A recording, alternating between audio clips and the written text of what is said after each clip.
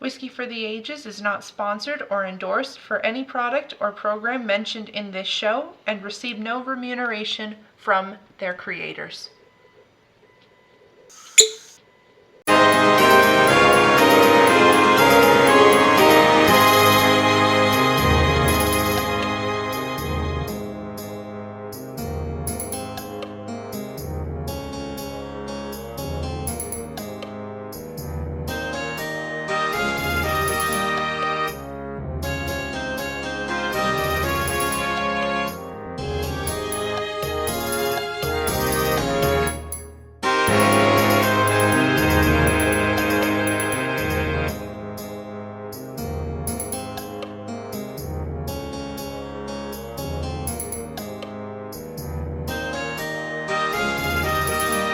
Hello everybody, a warm welcome back to our Whiskey for the Ages podcast subscribers.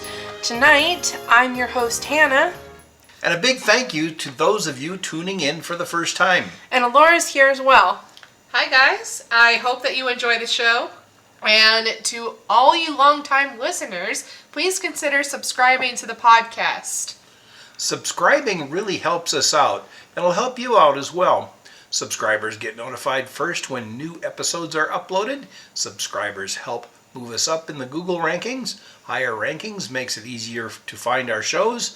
More listeners will drive future content, and more exposure allows expansion to YouTube, something we're working on. Don't worry, we never spam our subscribers with unwanted solicitation. That's right. So tonight I am leading the show. I did the last episode as well, doing a whole spotlight on a brand. That was Knob Creek. Tonight we're going into probably my favorite topic that we do each of these seasons now, the Whiskey Archaeology episode. This is part of my background, part of my education. I get really excited talking about this stuff, and getting to blend it in with all things whiskey just makes the experience that much more interesting. That'll be a lot of fun. I'm looking forward to it. So before we get too far into it, we're going to get started with the show, but I wanted to introduce the whiskey that we're going to be drinking as I'm telling you guys this story. We are going to be drinking from 45th Parallels Wisconsin Wheat. This is the Heritage Grain Red Fife Wheat whiskey, and Dad's going to tell us all about the vital stats here. So as Hannah said, it's a straight wheat whiskey out of New Richmond, Wisconsin. And we've talked about 45th Parallel numerous times on the show. We really like their stuff. Master distiller over there is Bob McKenzie. He's from Scotland. Now the stills that they're using are German-made copper stills. They've got 3 of them over there. The mash bill on this Red Fife is 71% Red Fife wheat, 14.5% corn, and 14.5% malt barley. Barrel construction, they're pretty open with their barrels. 3-year air-dried Ozark white oak staves from McGinnis Wood Products. Now when they're saying air-dried, they actually just lay the staves out in the air, out in the grounds, and let the air season them. It does have a barrel char of number 3 and a barrel entry proof on this of 117 proof. The ABV is 48% or 96 proof, and right now a person can buy it at the distillery for about $59. Which is where we bought it as well on one of our many trips back over to Wisconsin. We're a big fan of this distillery. I wanted to pick this one for a couple of reasons. We'll get into that a little bit later. You guys are free to nose taste as we go through this. Oh, this is a new bottle for us, by the way. Yeah, we haven't actually had this before. We're having it with you guys for the first time, and it's going to be kind of running the little backbone here of the story that I've chosen to share with all of you guys for Whiskey Archaeology. So more specifically, we're going to be talking about marine archaeology today. That's one of Hannah's favorites. As soon as I said it, I knew that one of you were going to say, marine archaeology. Hannah loves this stuff. In another life, I may have been a marine archaeologist, but I get a little claustrophobic and I think I'd panic underwater. But marine... So you like to study it from afar. Yes. And I wanted to talk first a little bit about what it actually is, because I think that it has this glorified reputation, and I think a lot of other pieces to it can sometimes really get overlooked. It isn't just the study of shipwrecks, although that is going to be what we talk about today. It's about how humans interact with marine or waterways in their landscape. So it can be about the ships that they're sailing and trading with and immigrating with, but it can also be about the ports themselves, or it can be about the towns that are built up around these locations, around bays. It can be about a whole host of things, fishing technology, about a lot of different stuff. That human interaction and component with how we work with water is the whole purpose of marine archaeology, and to try to understand how people in the past interacted with that space. So, knowing that, I'm going to introduce you guys to the little schooner that we're going to be talking about today. What's a schooner? Well, that's a great question. I had to look this up as well. So first, I wanted to introduce our schooner's name is James R. Bentley. We've talked about this. We have talked about this. A couple of news stories, yeah. Yeah, it was a long while back, but I thought we'd do a big, deep dive into it. So like I mentioned, it is a schooner, and Alora so aptly questioned, what is a schooner? I had to look this up. So a schooner is a boat, obviously, with 2 or more masts that run fore and aft. The fore and aft essentially means that they are parallel to the keel, so that part of the boat that is driving through the water. Schooners are really popular in the 18th and 19th centuries. They're really capable of good speed and maneuverability, so this makes them pretty ideal to become trading vessels.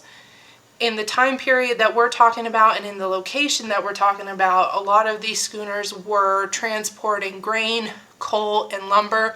I'll let you guess which one our schooner was transporting in this situation. Coal? Got it. No, it's gotta be lumber. So I wanted to give also some vital stats about our little schooner here, the James R. Bentley. So this is actually a larger schooner than most. It's a 3-masted schooner. It is built in 1867. So this is an old little boat here, all wooden, obviously. And it was made in Fairport, Ohio by the Bailey brothers. It's a 170-foot boat, so that puts it at about 52 meters. It's approximately 575 tons. This is actually a pretty significant size for her time period and for her vessel type, so a lot of boats on the water knew who she was. It's like 100,000 pounds. That's crazy. It's significant. So since this boat was built in Ohio, I think we can put a pretty good guess out there for where it probably is doing a lot of its Ohio River. Yeah, sure. Also all over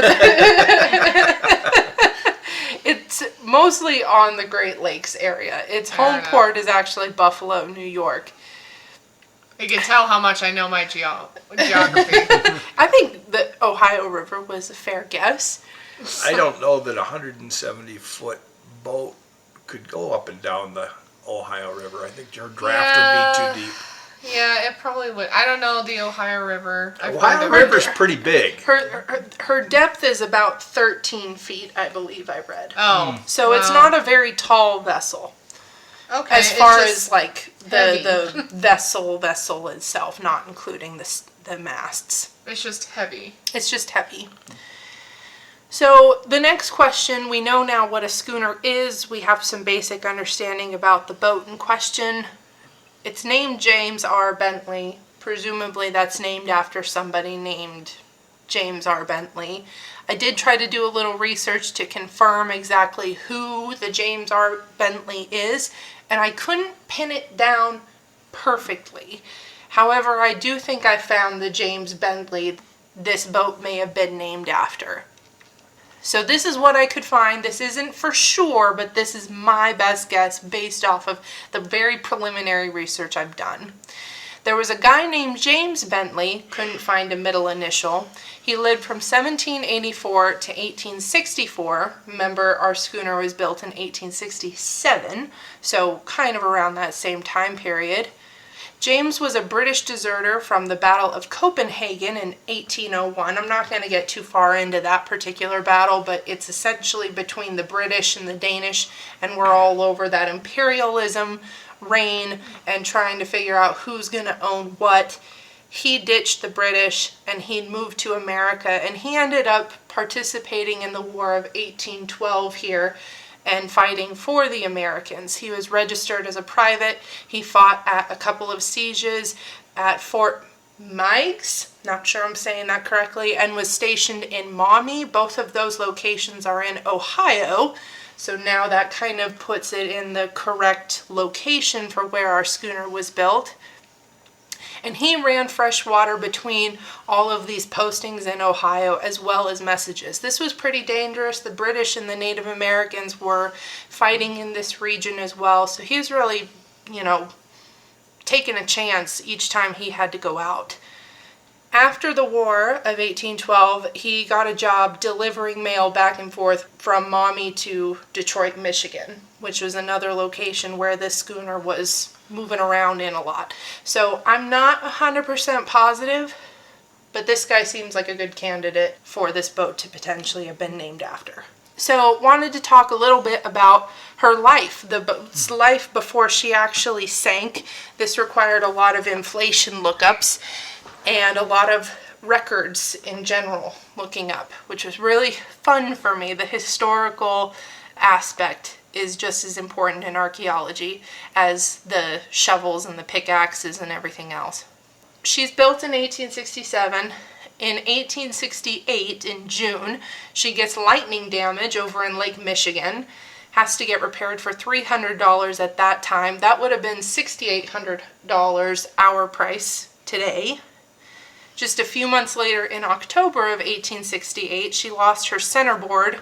The centerboard, I have learned, is attached to the hull, so the outer part of the boat, and it helps give the boat lift when the sails are pointed in a certain direction and it's going against what the wind would push it at.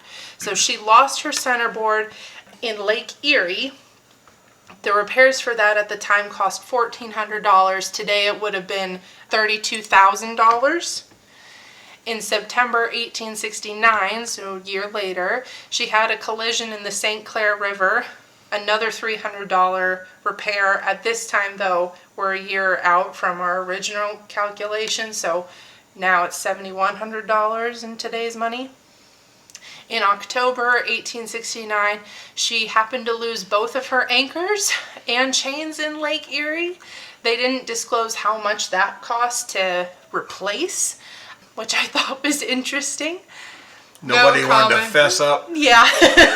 And insurance didn't claim it, I guess. Probably. So then on October 11th, 1870, she lost her fore topmast in the Chicago River. Oh, jeez.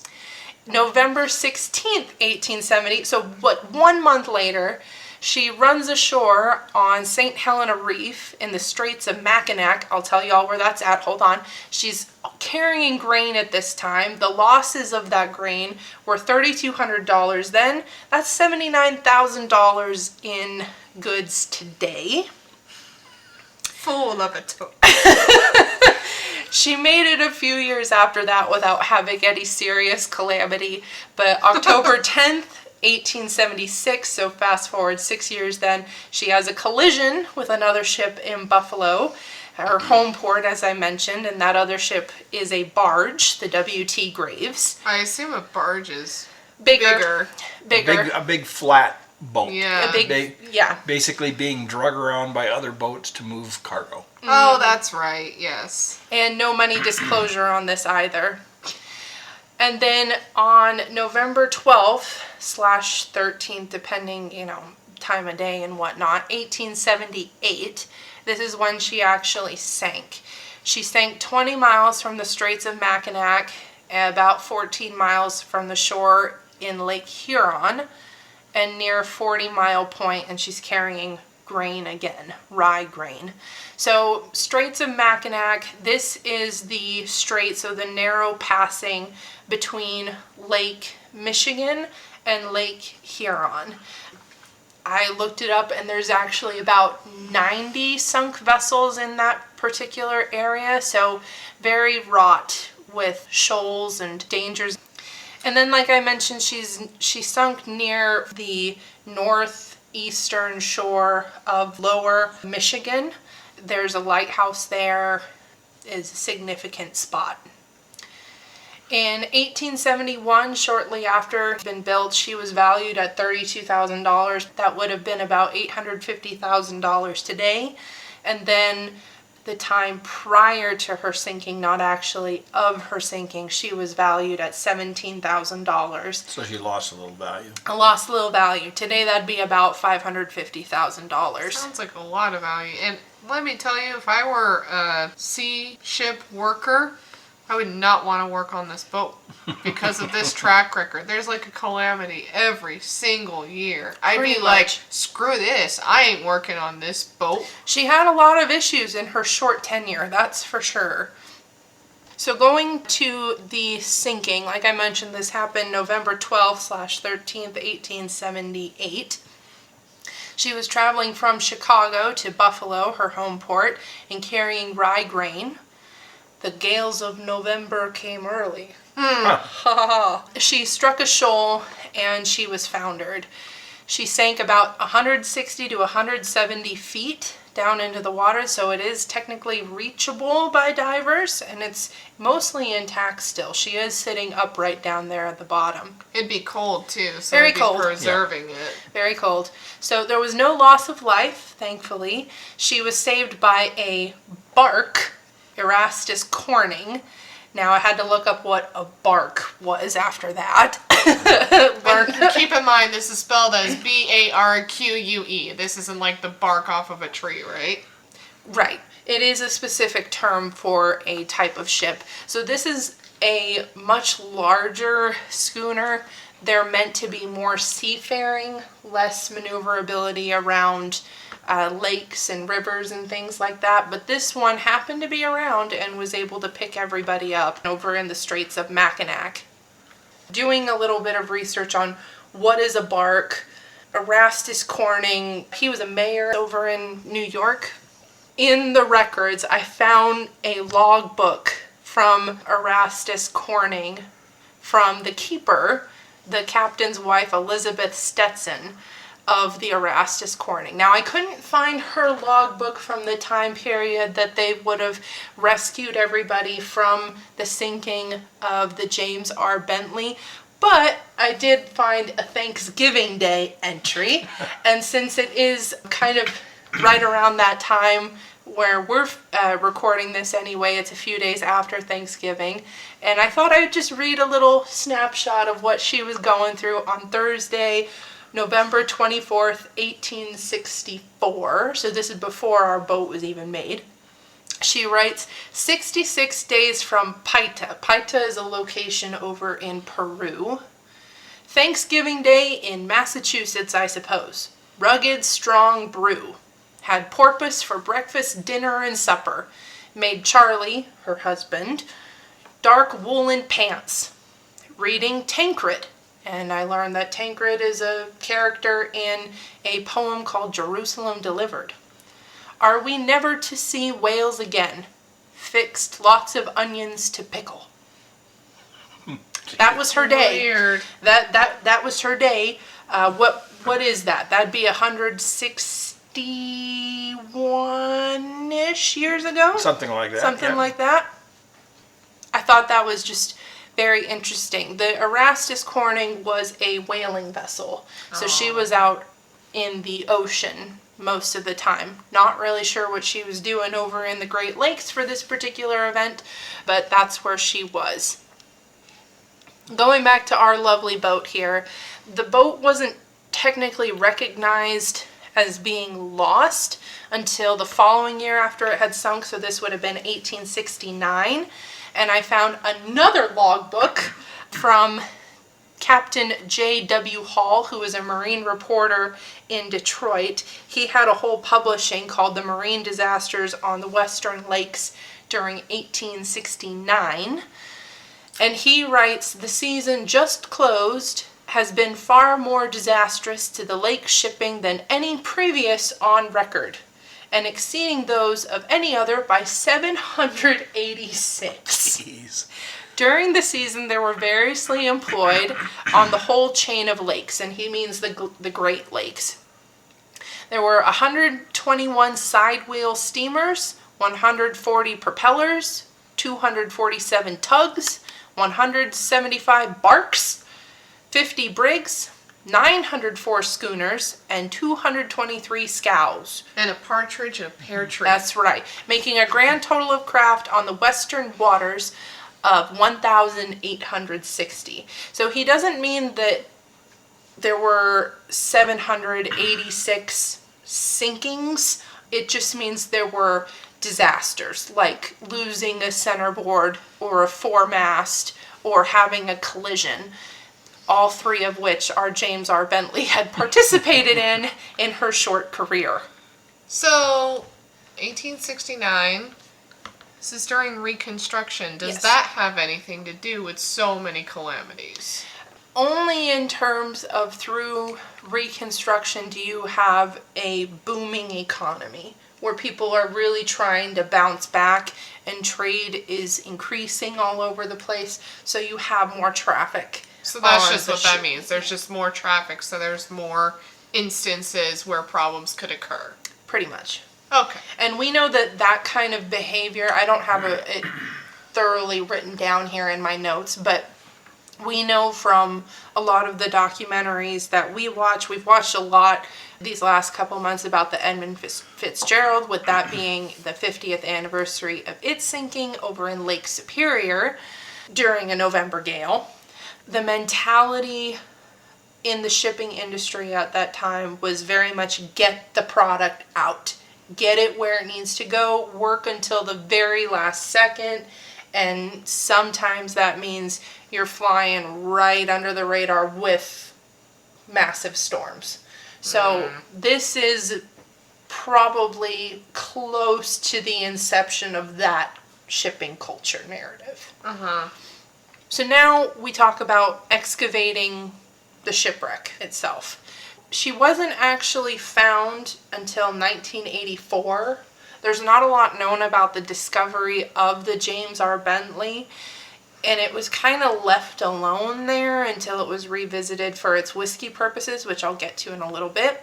Laura already mentioned that the water is very cold. In the water that she's in, it's 39 degrees Fahrenheit, so that's 4 degrees Celsius. She went down with 36,000 bushels of rye. So there's a lot of techniques that can come into an investigation and an excavation like this. A lot of things you have to consider. For one, like I mentioned a bit earlier, she's already upright. So that helps quite a lot. And she's pretty much all intact. All of her masts have fallen over, but they're still there in their big bulky form. Mm-hmm. So it's relatively easy to navigate. She's only 170 feet down, so it's diveable, meaning you wouldn't need to have a remotely operated vehicle, an ROV, to get down there. You can send humans down there. But it's cold. But it's cold, and then you also have to take into consideration that's still pretty deep for a human being to go, so you have to factor in things like decompression. How much time are you actually going to get on the wreck itself to do all of your investigation, all of the recovery that you want to try to do? There's a lot that has to be thought about. Is there rigging still present on the boat? If that's the case, you want to make sure that you're not going to get tangled up in it, because that's the quickest way for something to happen. So lots of things have to be considered, and that's before you even get down there to start doing the archiving, the drawing, the graphing, the gridding, everything else. She's not really buried, so there isn't a whole lot of silt or sand removal that needs to take place. She's pretty much, boom, right there. Another So thing that makes it easier. Another thing to consider is you probably also have to think of the time of year when you can excavate it. Because if it's only 4 degrees Celsius or 39 degrees Fahrenheit, I'm trying to think of how cold the water was for Titanic. I don't think it was that much colder than that. So, like, there could be ice. A whole bunch of ice. I'm sure. So you wouldn't want to go in winter. Definitely. Pretty much the only time you don't can go. Don't go at the time she sunk. No. Yeah.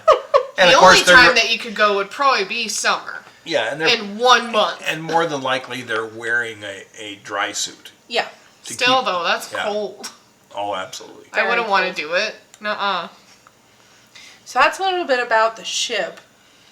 Before we get too far into the whiskey about the ship, what do you guys think of this whiskey? This has got a really nice nose. It really It's does. a little bit dark. I know I said that it's got a number 3 char on it. It seems to me more dark than a wheated whiskey should be. But it smells great. It smells. Have you guys taken a sip? I have. I have. Yeah. Yeah, I We couldn't wait. Couldn't wait. I know. I was talking. I got excited, and I blew through It's a lot of warming. story. Yeah. Yeah. It's good on the throat. It's good on the esophagus. This It's is just a really nice sip. Yeah, I agree. The nose for me smells like oak. And I also get a bit of caramel.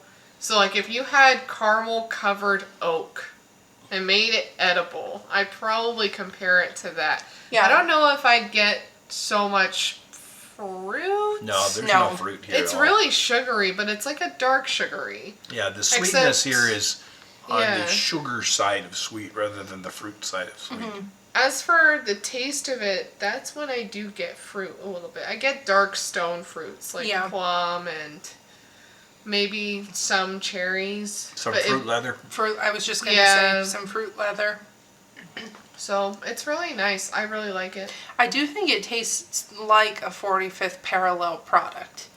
The 45th Yeah. parallel funk is here, even though this is a very specific grain that they're using for this whiskey. Can you describe what that funk is to you?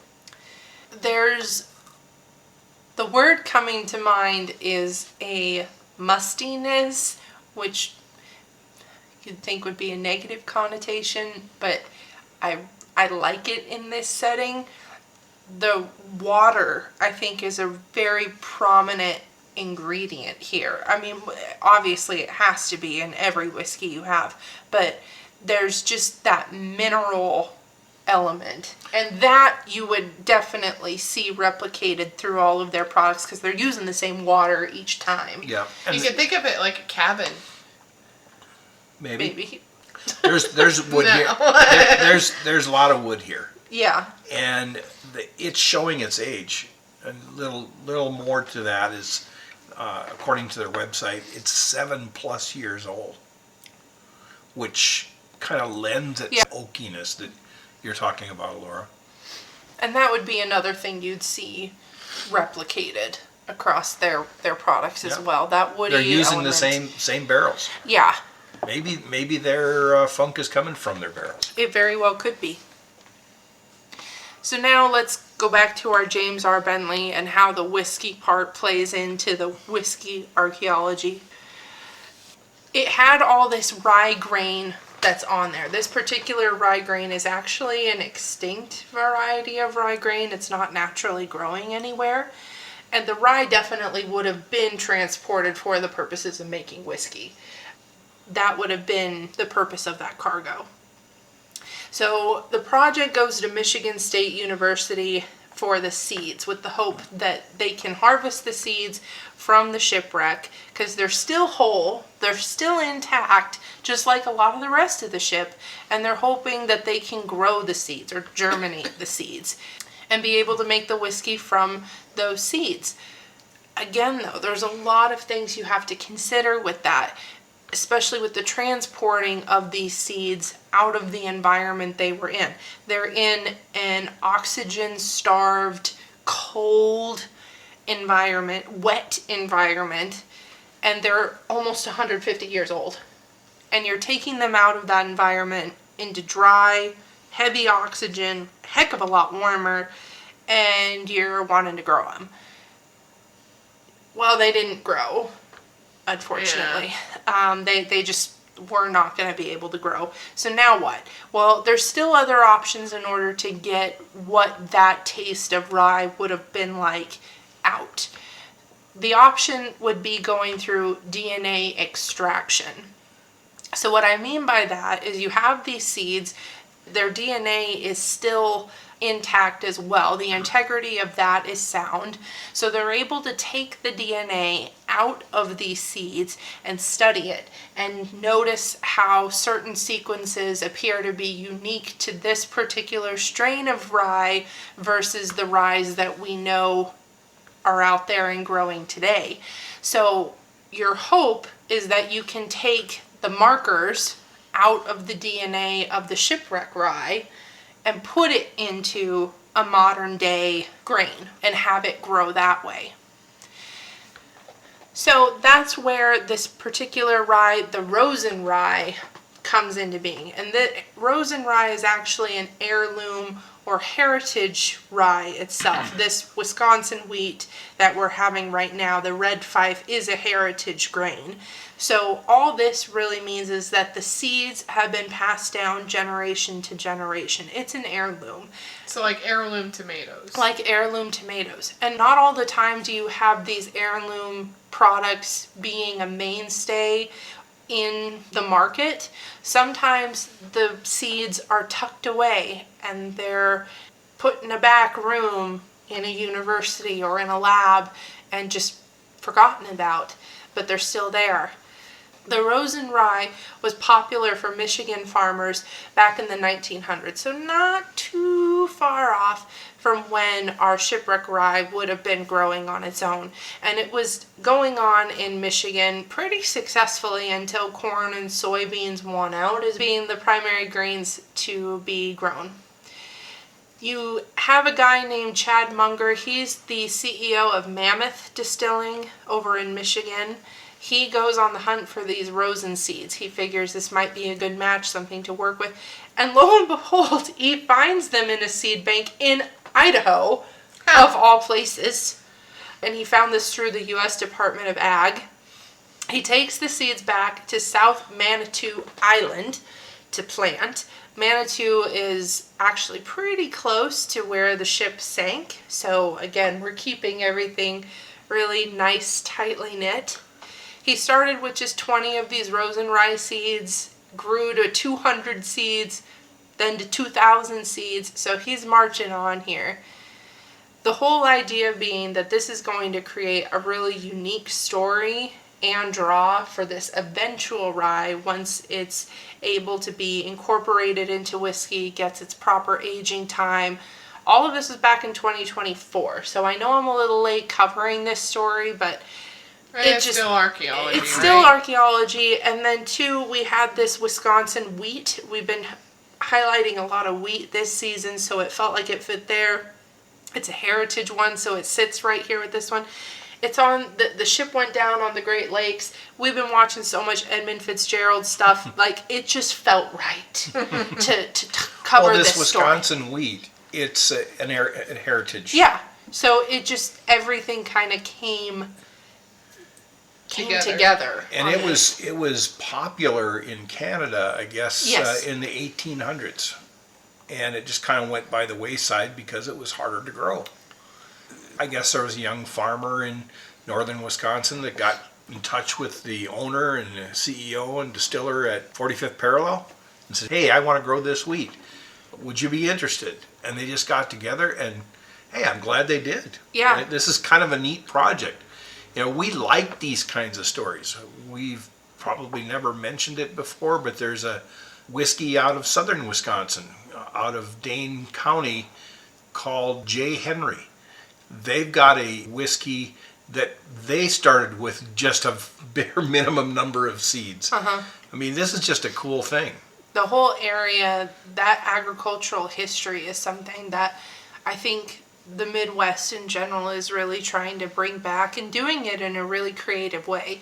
And by doing it, it really opens a lot of doors and creates a lot of opportunities, not just for the farmers who would be growing that wheat or growing that rye, but it bolsters a sense of pride and excitement and intrigue just within the rural communities at large, and attracts a different type of tourism than maybe they would ever see before.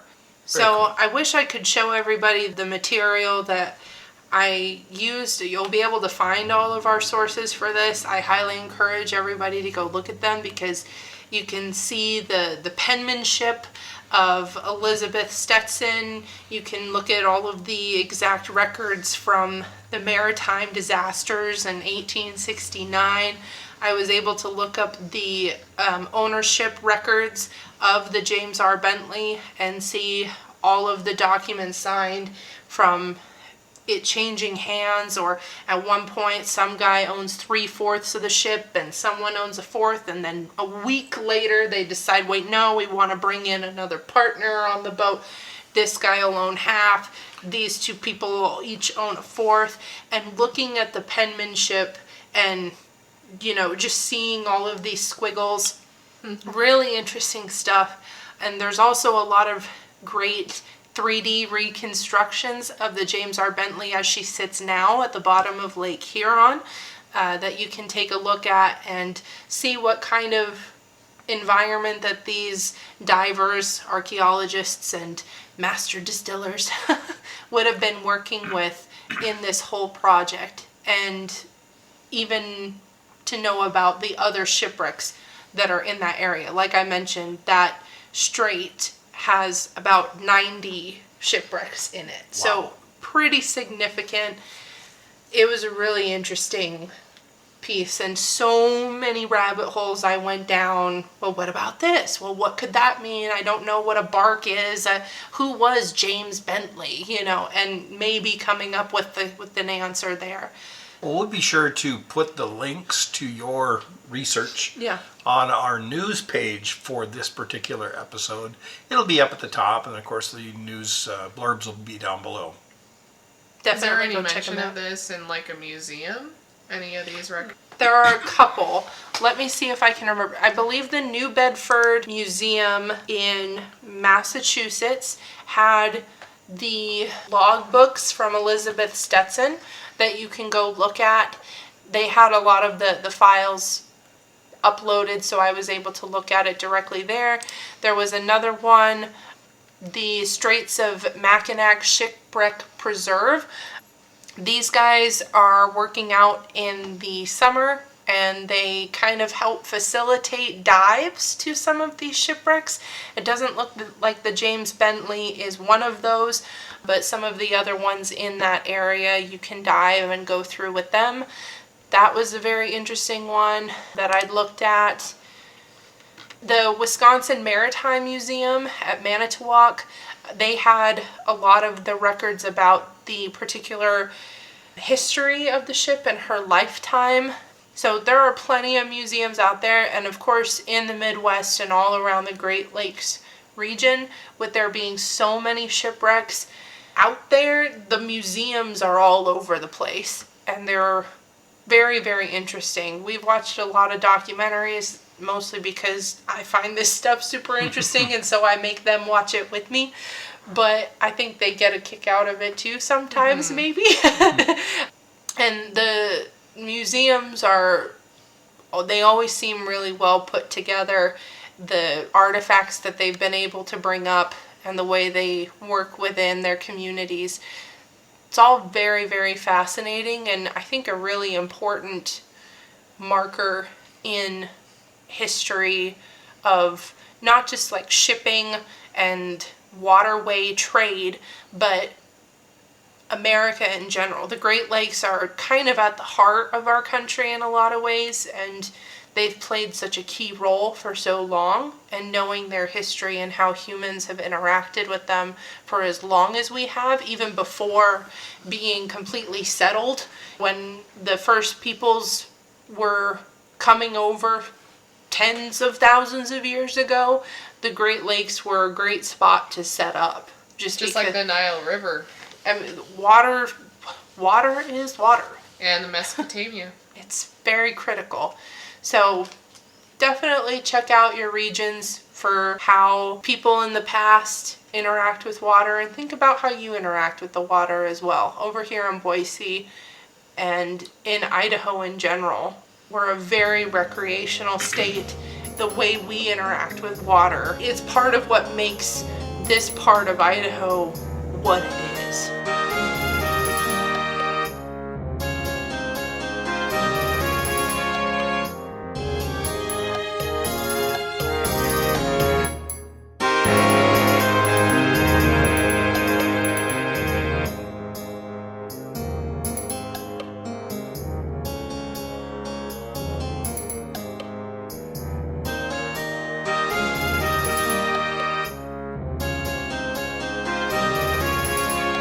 Well, that was a fun excursion, Hannah. Thank you. Thank you. Enjoyed going a little deeper into this James R. Bentley. That was a good one. All right, time for This Fortnight in Whiskey. I've got a couple of stories here. A new bill in California is going to allow craft distillers to ship into and out of California. The California legislators have passed Assembly Bill AB 1246. AB 1246 is a direct-to-consumer spirits shipping bill. Wow. It's going to allow craft distillers to continue shipping in California.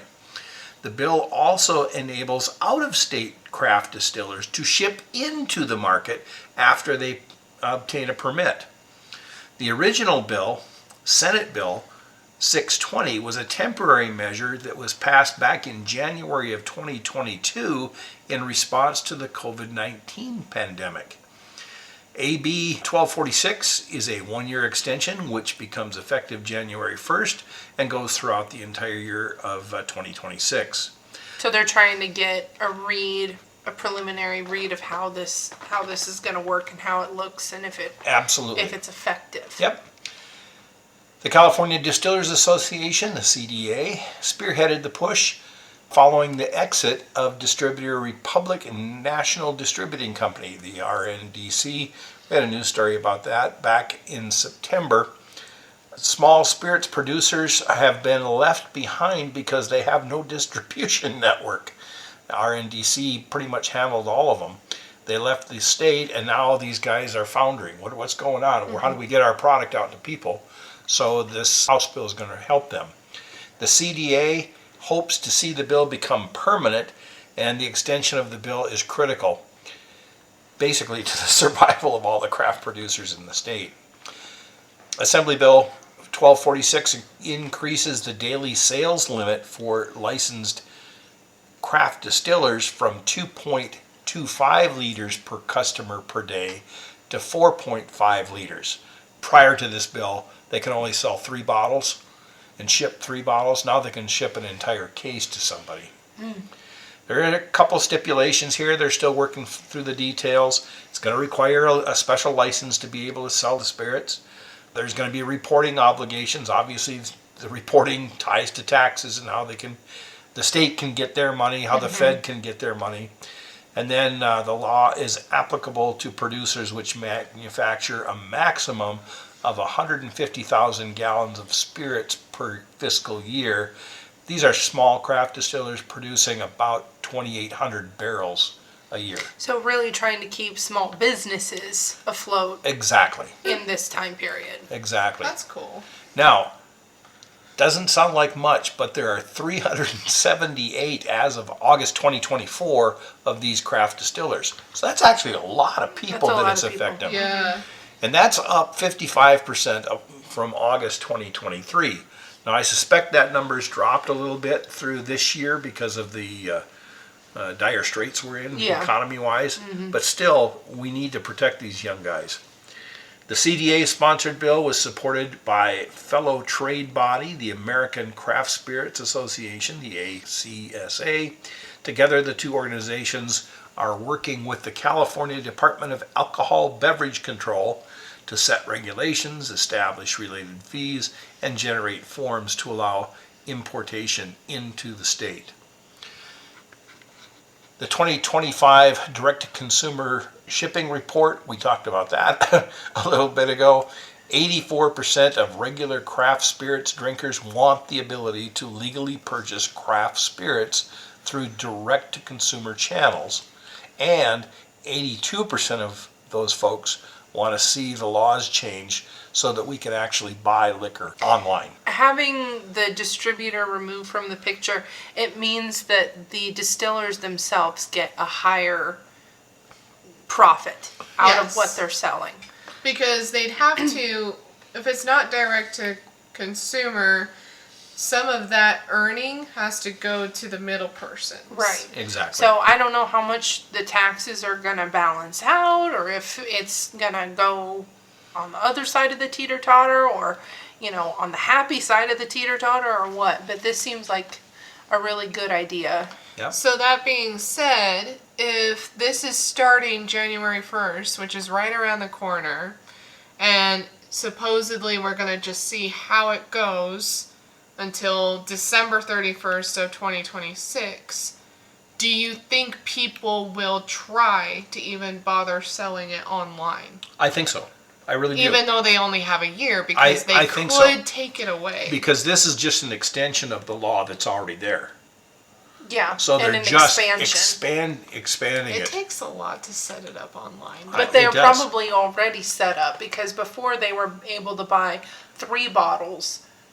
Now they're able to buy 6. Yeah. Yeah. So We'll California, We'll yeah, see. Yep. California joins 9 other states and the District of Columbia that are already allowing craft distillers to ship. It's done in Alaska. It makes sense to me that they Yeah. could do it in Alaska. Yeah. They're kind of out there in the middle of Yeah. nowhere. Arizona is doing it. They're quite a bit more limited. They're limiting their craft distillers to 20,000 gallons, or about 400 barrels per year. Obviously California, which we just talked about. Kentucky is doing it. Nebraska, New Hampshire, North Dakota are also doing it. New York is doing it, but they're doing it in a reciprocal fashion. So if you're buying into New York, you must allow New York spirits to go into the state you're in. So California and New York have a reciprocal agreement. But Versus Idaho, and New York don't. Exactly. Okay. Rhode Island, but the buyer must be physically present at the distillery to initiate the sale. In other But words, Rhode Island is so small. yeah. But if you're at the distillery and you want the stuff sent back to your home, you can initiate that. Maybe you can't carry the whole case home. I don't know. And then, of So- course, Washington, D.C. So, like, they have to be at the distillery to buy it. Yeah. in Rhode Island. In Yes. Rhode Island. But if they wanted to give it to a family member outside the U.S., they could ship it. Technically, no. You'd have to buy it in Rhode Island and then ship it. Have Rhode Island ship it. Okay, gotcha. So Yeah. no Whiskey Ferry. No whiskey ferry. No whiskey ferry. Dang it! So this is actually kind of exciting. This is from me. It wasn't part of the news story. Call your congressperson. Tell them that you want this in your state. Yeah, it's good Yeah. for small businesses. It's good for the whiskey health. Good for the economy. Good for the economies. It's a great way to incorporate the 45th parallels. Exactly. You I know, would love into to be your able to state. buy Yeah. 45th Parallel online. Yeah, Oh, yes. Wouldn't that be wonderful? and we'd So buy wonderful. everything Yeah. because we love every product we've had from them. My second story, Buffalo Trace's parent company is investing another $1 billion in expansion despite the industry struggles. So we've had story after story after story of all of these distilleries that are struggling right now. But And laying people off and here's Buffalo Trace. They're going to spend some more money. The news in the whiskey industry, of course, has not been good. There's been layoffs and distilleries pausing production, and overall sales figures have dropped. Now we all know the whiskey industry is built upon foresight and prediction. Most whiskey will be aged for at least 4 years. often 8 to 10 or more, and there's no marketplace crystal ball. Wouldn't it be nice to say, oh, okay, what's going to happen in 10 years? But they don't know. They're just speculating. The spirits and alcohol industry is in flux. Molson Coors, which owns Blue Run Spirits, announced just recently they're laying off another 400 people by the end of the year.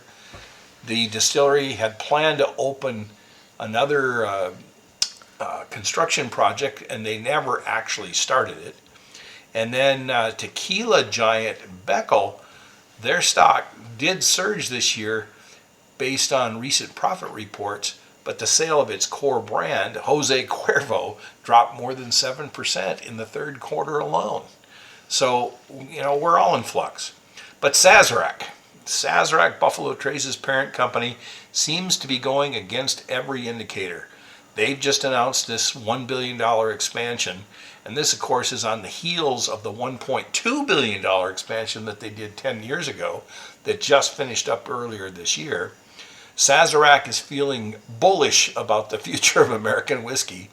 In mid-October, the New Orleans-based company said that they were going to invest $40 million in its bottling facility in New Albany, Indiana.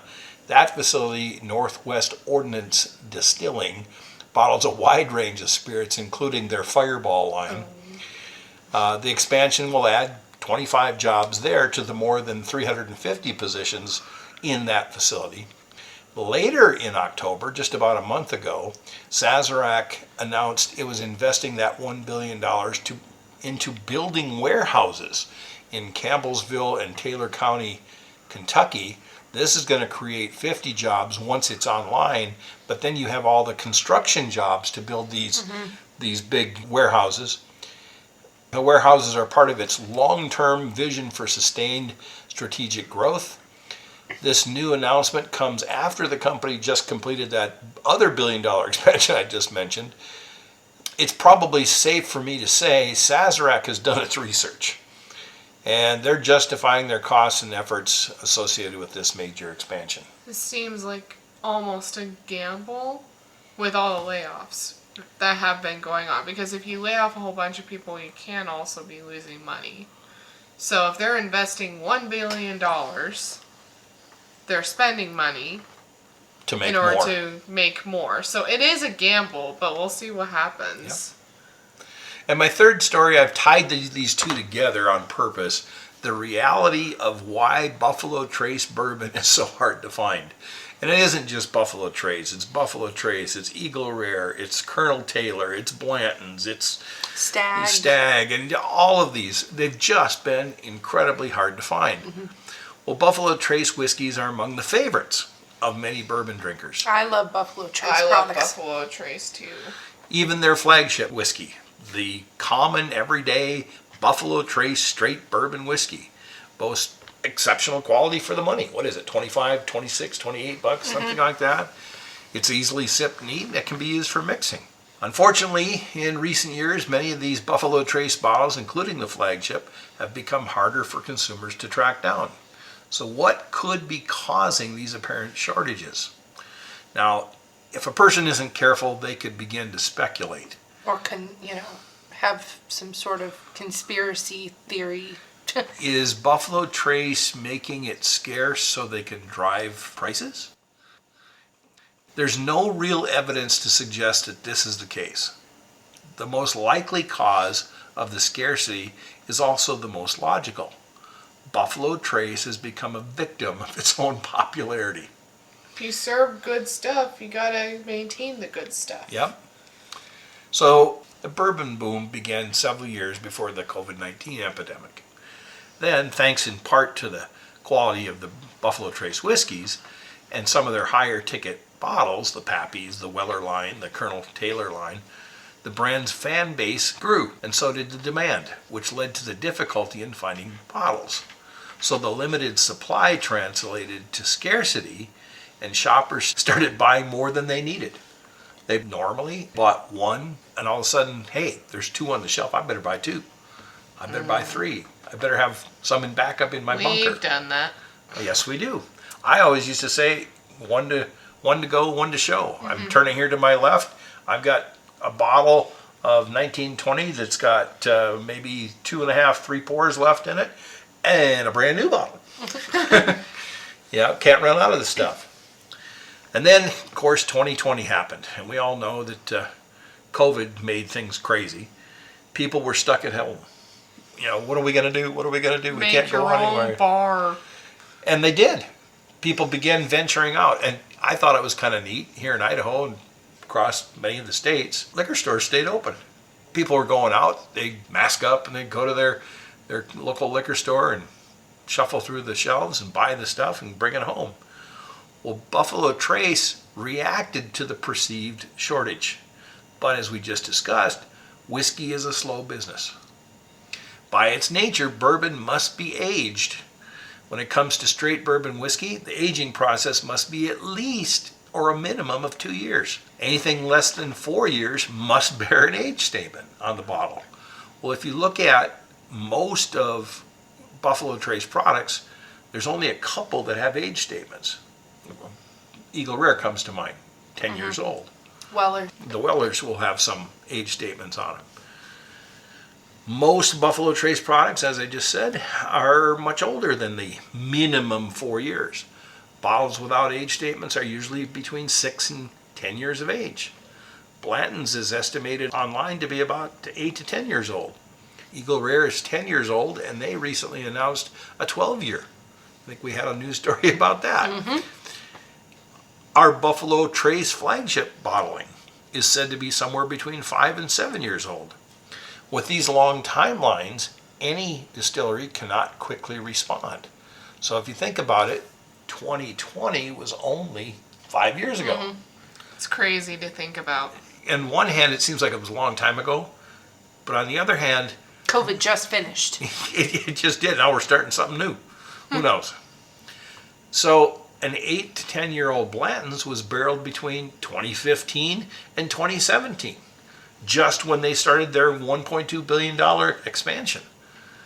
A 10-year-old Eagle Rare, they didn't even have that expansion started yet. When Buffalo Trace announced that massive expansion, it was an enormous project. 12 new 95,000 gallon fermenters were put in. A new boiler house was put in. A new bottling line got put in. A distribution center. 14 new barrel warehouses. And they just announced more. They're making bourbon. They just don't have any place to put it. Yeah. But with the construction now complete, the distillery can take their production from around 200,000 barrels a year up to 500,000 barrels a year. Yet, whatever they lay down this year, it's not going to be ready until 2035. Yeah, they're putting out a lot of product, but we're just not going to see it for a while. I got some new bottles for us to search for. Kind of a family favorite around here. High West's A Midwinter Night's Dram has returned. Yay! Since its first release in 2013, High West's Midwinter Night's Dram has paved the way for cask-finished American whiskies. The first release was labeled Act 1, and it was made using their Rendezvous Rye, which was finished in French oak and port barrels. Since that original release, A Midwinter Night's Dram has become much sought after. It's known for its red, rich fruits and heavily spiced. Kind of goes with that underlying rye character, but with that finish of port. It's really good. Now, it must be noted that over the years, High West Rendezvous Rye has changed. The company eventually ran out of its oldest sourced rye, and the age has changed from 5 to 19 years to the current 4 to 10 years. And while the earlier Midwinter Night's Dram releases featured 100% sourced whiskey, today High West incorporates some of their own in-house distillate into the blend. The recent Rendezvous Rye blends are still in the base for Midwinter Night's Dram. Some still comes from Indiana's Ross and Squibb distillery, which is the old MGP. It still has that 95% rye in the mash bill. The rest is High West's 80% rye and 20% malted rye mash. Similarly, the finishing casks have evolved as well. They're now finishing them in a combination of ruby and tawny port barrels. Last year's release was pretty good. Hope we can find another one for this year. Yep. Distiller tasting notes, Act 13, the 2025 release, 49.3 ABV or 98.6 proof. Aroma, red fruit and mint jelly. I've never gotten that. What? But okay. That's kind of weird. I don't know about that mint jelly. What do they mean? I've never gotten mint jelly on a. I don't even know how to describe that. What is that? Is that like peppermint patty Sure. filling? Like, I what don't do know. they mean? Well, cinnamon and cocoa, cracked black pepper and rye spice with some cedarwood and pine in the aroma. So, like, caraway seeds and fennel. On the palate, tannins and mint, sugar sweetened tea, ripe mulberry, cinnamon forward, and rye spice with dried cocoa. They're being really specific. They are. It's probably the most extensive distiller tasting notes I think I've seen in a while. The finish becomes more complex over time. Sweet cherry candy and clove oil with a hint of pumpernickel rye bread. Oh my gosh. Okay. I mean, come on. This bottle is going to carry a suggested retail price of $149. And my final, this one I've put in here specifically for Hannah. Sazerac Rye is going to have a full proof, and it's going to join their main core range. It's going to be a permanent fixture. Nice. Buffalo Trace has added a new full-proof whiskey to their permanent lineup. This is going to go along with their Benchmark Full Proof and their WL Weller Full Proof, and now the Sazerac Rye Full Proof. So, little schooling here. What does full proof mean, and how does it differ from barrel proof? When one sees the words barrel proof or cask strength on the label, it's referencing the alcohol content of the spirit as it came out of the barrel just prior to being bottled. Full proof labeling, on the other hand, references the bottling proof of the spirit as it went into the barrel prior to it being aged. Therefore, Sazerac full proof bottlings are as follows. Benchmark, the ABV is 62.5% or 125 proof. The Weller full proof, 57%, as it went into the barrel at 114 proof. And the new Sazerac Rye full proof is going to be 125 proof or 62.5 ABV. That's going to be a hitter. It's said that Sazerac decided to be inspired by the city of New Orleans. The distillery aims to capture the character of the city with their new release, Distiller Tasting Notes. It's an intense sipping whiskey, a classic rye balanced and dry with peppery spice, aroma, floral notes, fresh dill, rye spice, and smoky oak. Palate is floral, herbal with hints of clove and orange, a touch of pepper and sweet vanilla and oak, and the finish is said to follow both the aroma and flavors. Best of all, and this is just crazy to me, suggested retail price of $39.99. Seems pretty cheap. Yep. So these are just a few of the latest releases. As always, to learn more about these and many more offerings, as well as other news stories, go to the Whiskey for the Ages episode archive page on our website. There you'll find links to the stories that Hannah pulled from and their corresponding news articles, as well as citations for the reporting news sources. That's our show. That's our show. That was a really, really good show. It's a fun Thank one. you, Hannah. I thought it was very interesting.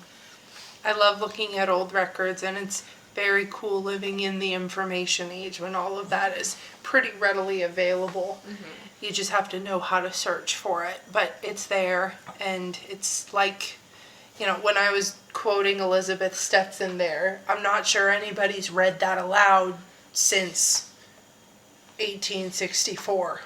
Huh. That's a pretty neat vibe. And it probably was never even meant to be read aloud. No. It was her journal. It was her journal. Just she'd living Yeah. her life, and you know, this was the types of things she did, and that was her Thanksgiving.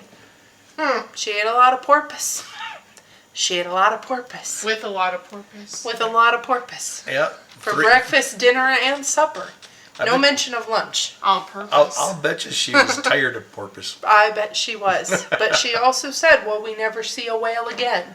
So, you know, she had some sort of hope, although porpoises and whales are different. But they're both mammals. Yeah.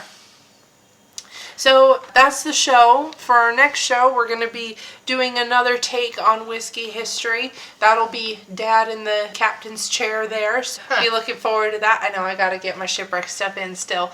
And then we will have our season finale, as we always do. That'll be a listener's pick where you guys get to choose what we'll review for that finale. We've got some unicorns that we'll be putting out, so pay attention to our social media where you can vote, and you'll know when we post the episode which one is the winner. That'll be a lot of fun. I'm looking forward to it. We like those ones a lot. Yes, they're among my favorites. So be sure to send in your comments, and if you are brand new or had been listening to our episodes, please consider subscribing. Please remember that subscribers do get updated notifications whenever we upload new podcasts. And subscribing really helps us move in Google rankings. It helps us be able to expand. I know we're working a lot with getting ourselves on YouTube. That'll be a lot of fun, but subscribing will really help us out. And subscribing is going to also really help us with future content. If you guys have any sort of ideas on what else we could cover, please feel free to let us know. We'd love to hear from you. And so ends another episode. Please join us for our next. Cheers, everybody. Cheers.